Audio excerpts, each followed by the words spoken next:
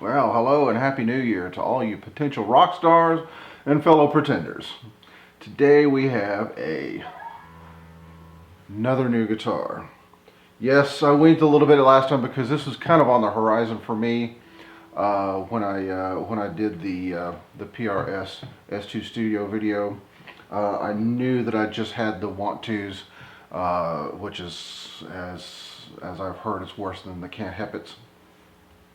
To get one of these guitars. This guitar is a PRS Hollowbody Spruce, not a Hollowbody II, and I believe, let me get my notes, I don't want to leave anything out. Now I believe the story is, I got this from Zoo Music in Garland, Texas.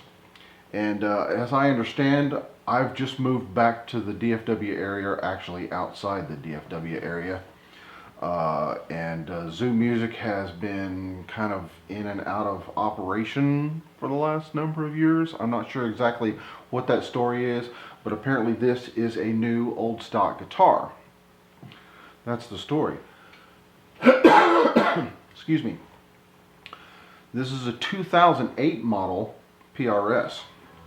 And it has the spruce top, not the not the quilted maple. The quilted maple being much prettier and much flashier, whereas a spruce top is what they have in. Let's go ahead and say serious jazz arch top guitars are generally made with a spruce top for sound purpose. Now the maple tops sound great. I've played a PRS Hollowbody II with a quilted maple top, and it sounds very, very nice.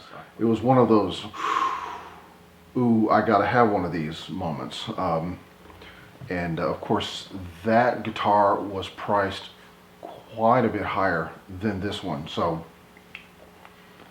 this one, though, apparently had been in stock at Zoo Music for, well, over 10 years. It had been out on display, and so there's a little bit of, frankly, a very little bit of just wear, and it's honest wear, tiny little scratch here and there. The one thing about the finish that bugs me is that apparently the bridge height had been adjusted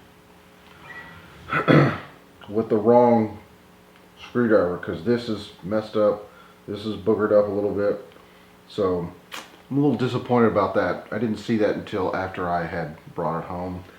Doesn't affect the playability, however. I'm very happy with the guitar. Got a very good price on it. Let's see, the hang tag had something like $4,800 on it. I paid about $2,000 less. Now, did I get a good deal on it? I don't know. I think it was a fair deal, and I'm not unhappy with it. And it is what it is. I was kind of looking for the spruce top model because, it's spruce. It's a little bit less flashy, and as you know, if you've watched any of my videos, I kind of tend to favor the low-key looking guitars, and this is definitely that. Just a very low-key, very nice, but very low-key looking guitar. Just a simple tobacco sunburst on a spruce top. A little bit of the fancy outline birds on here is what you have instead of the birds on my PRS SE 277.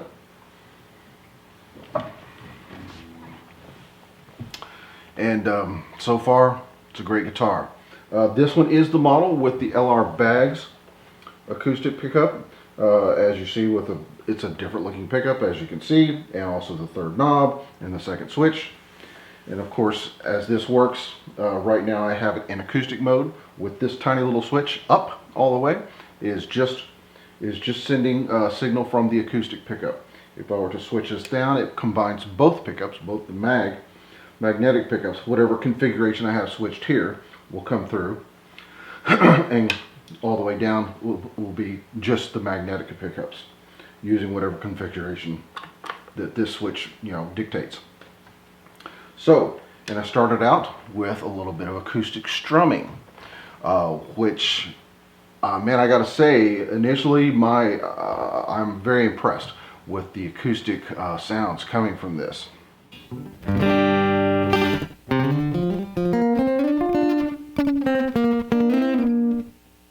Now I have a little bit of slap back on here.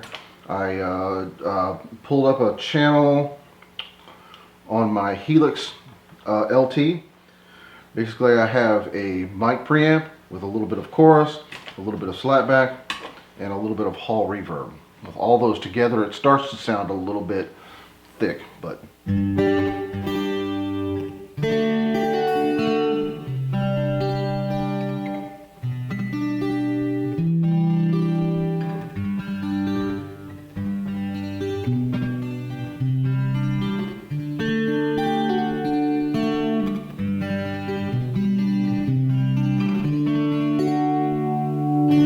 anyways, just to give you an idea, and I can take all those off as a sound sample.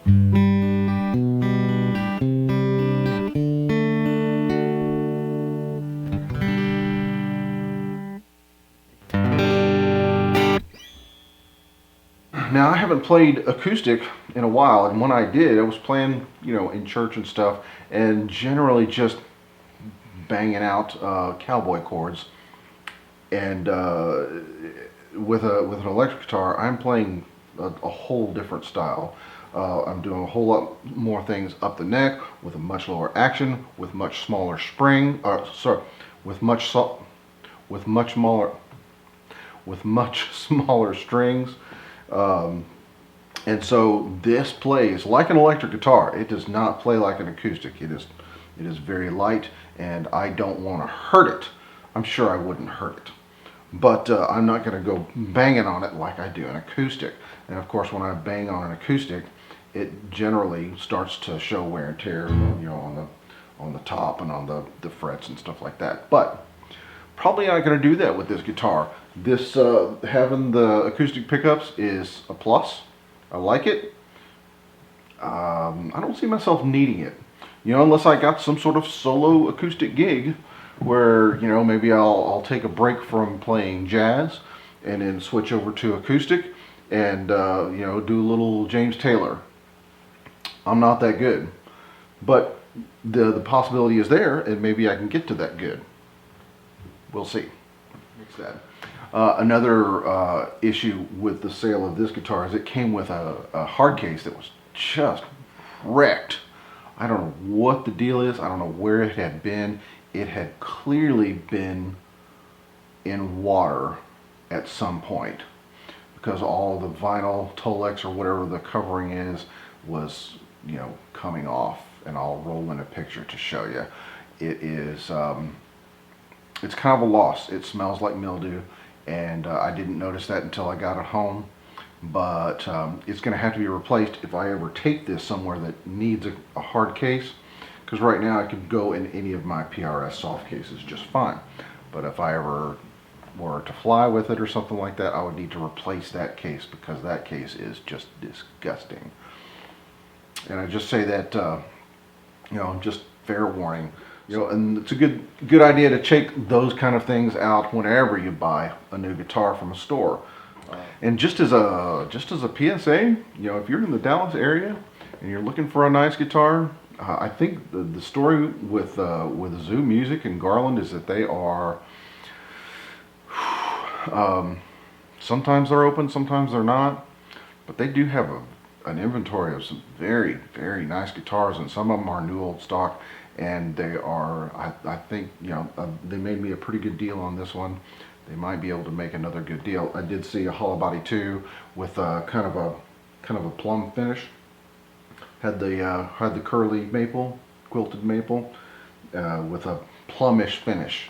And if you're into that, there you go. Now that was a month ago. I've actually had this for nearly a month, so it may or may not still be there. But they had other guitars as well.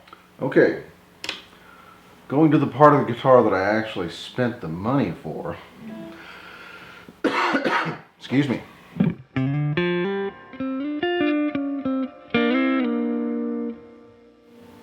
And just as a production note, the electric side of this pickup is going through my Mesa Boogie Fillmore 50 amplifier.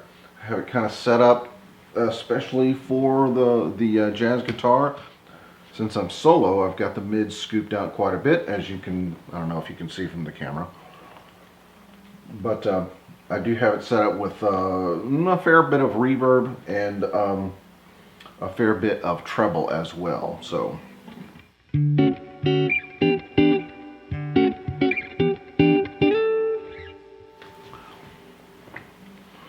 Now I gotta say, on almost any electric guitar that I play, I kind of live on the neck pickup, with a few exceptions, and I do visit the bridge pickup or the bridge or the middle pickup depending on what guitar I'm at.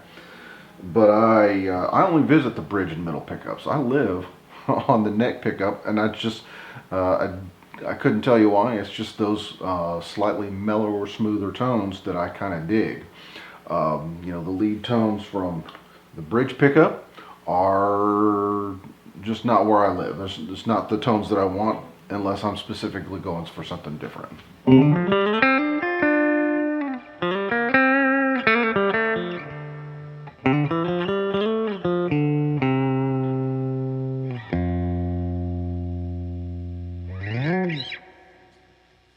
So, since I like that neck pickup so much, let's feature it a little bit. What do you say?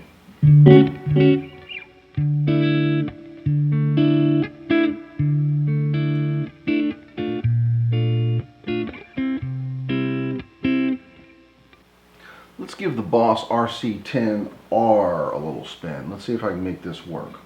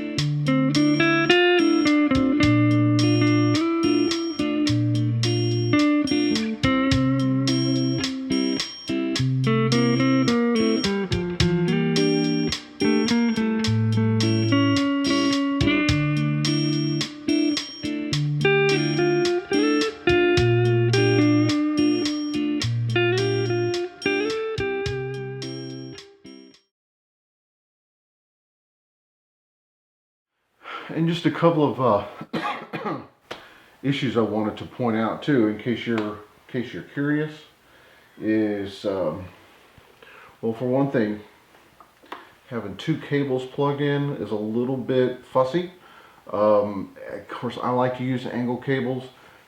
Straight cables might not give that kind of issue, and I probably will use straight cables with this if I ever use both jacks. Another thing with the jacks is that they're both a little bit persnickety. I have to check them to make sure that the plug is all the way in. Usually, you know, most guitars you plug in and you can feel it and you know. This one, you feel it and it's not quite home, so I have to give it a little bit of bump to make sure that it's in. That hasn't caused any problems, except, oh, why am I getting no sound? Bump, there it is. It doesn't come out after that or anything like that. But I was getting, when I had, and this is the acoustic cable, I had it flipped over here, and it was giving me something, and I flipped it back over here to where it was, I don't know, guess in a more natural position. And again, this may be fixed by using straight plugs, but it was cutting out a little bit, so I don't know. And another issue that I find, you know, potentially problematic down the road is the access plate for the battery, and I'll roll in a picture of what it looks like. The carriage for the 9-volt battery that goes in there is made of metal, thin metal, and it's mounted by, you know, it attaches using the same screws, thumb screws, that hold the plate on. So, you know, and I've just seen several, you know, acoustic guitars where, you know, snap, boom, come, you know, and then back in. But this is just really fiddly, and that may be that it's this is because it's a 11-year-old, 12-year-old model.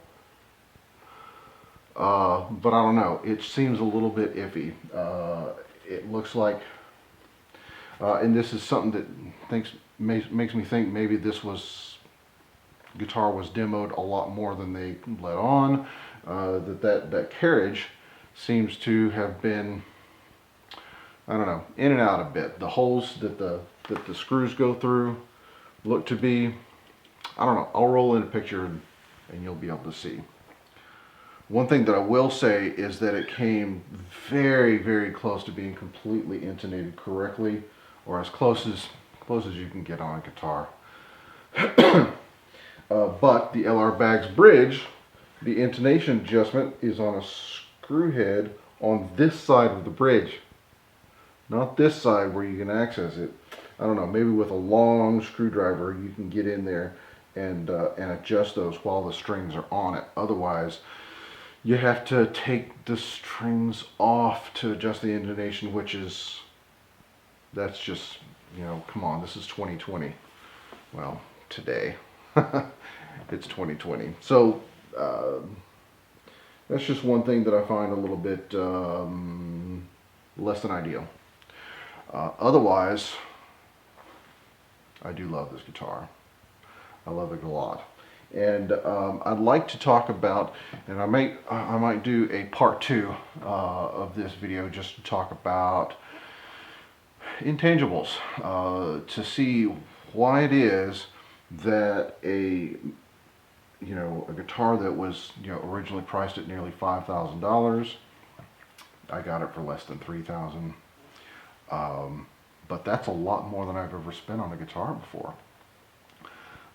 Before I bought this guitar, the most expensive guitar that I had bought and paid for was a PRS McCarty, and I think it was about 2005 that I bought it. It was before they had the locking tuners, but it was a gorgeous guitar, and had to sell it at one point when I was out of work. So, and that was about $1,600, I think $1,629 or something like that plus tax. So whatever that works out to in 2005 dollars or 2006 or whenever it was, I probably shouldn't think, not while I'm on camera. It'll expose my flaws. Anyways, this guitar is, you know, nearly double what I spent on that. It's double what I spent on that S2 Studio, the nice pretty blue one that I had. It is double what I paid, let's see, it is double what I paid for either of my single coils guitars, either the Kiesel Delos, which is a very, very nice guitar, or for my Fender American Professional line Telecaster. Very, very nice guitar. And I have absolutely no complaints for either of those. They're great. But this one costs a lot more, and it's very, very nice. And, you know, if you find yourself questioning, should I be able to move up to just that next level, whatever that is? I don't know. Anyways, I want to discuss that in more length, and I'll probably have to script out some ideas or anything like that. Anyways, if I put this up, and if I haven't put up an intangibles video yet, I'd be happy to hear from you about your take on the expense of guitars, because frankly, there's plenty of $200 and $300 and $400 guitars that do just fine. That that I would be happy. If I had to, that I would be happy being a professional with. I could play. May not be as nice, and I probably would be able to afford to go to a more expensive guitar. But if I had to play, an Indonesian-made Squire Stratocaster or something like that, yeah, no problem. It would be nicer to have an American-made Strat, or maybe a custom shop level Strat, something from Sur or from Grosh or something like that, or Anderson or PRS. PRS makes a Strat now too, and I kind of dig it. I might end up with one of those later, but the the point being that there are some very nice guitars that are very affordable, and there's just nothing wrong with them. Are the more expensive ones nicer? Yes. But is it worth the cost? That's the question. Anyways, and I'll be talking a little bit more about that later, possibly in the next video. Thank you guys, of course, for watching. I do have a 5E3 Tweed Deluxe kit build that I'm waiting to do. I'm looking over here at the parts to it right now, and they're kind of staring back going, "Come on, Jim, when are you going to work on us? We want to get together and make some noise." But that'll come just as soon as it can come. I need to test the soldering iron, make sure it still works. Oh yeah, remember folks, you don't work guitar, you play guitar. So have fun.